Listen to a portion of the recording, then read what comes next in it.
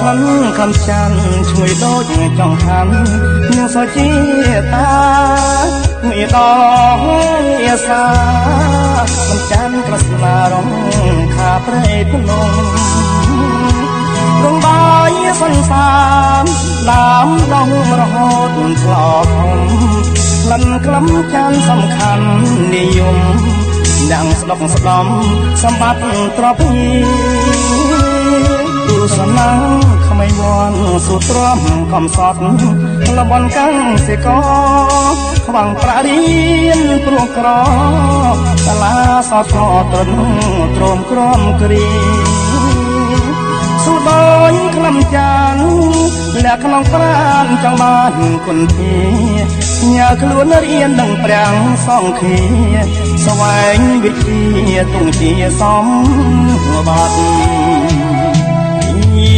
រៀនពិសោធន៍អនុវត្តជាស្លាយគិតរំបីឆ្លៀវៃកាត់ចាញរមែងតែងប្រងប្រយ័ត្នត្រាំងរៀងត្រូវល្អឆ្លាតបន្តរៀនសូត្រដល់ខាត់ស្ដាប់ក៏ត្រាបច្ឆាស្ងៀមស្ងាត់ប្រណិប័តពុំមានឆ្គំឆ្ក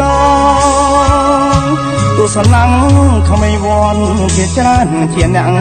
ប្រកបនិយមសាមគ្គីទូលាយទូលំក្លធម៌អប់រំសំតាមកណ្ដងអញ្ញាចាំស្ដាយក្រែងចេះគេ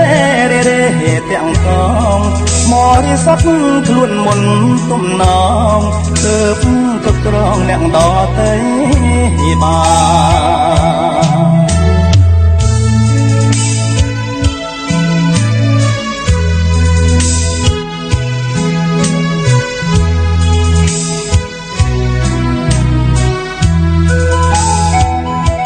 សនាក្មេងវត្តជាច្រើនជាអ្នកប្រកបនិយមសាមគ្គីទូលាយទូលំ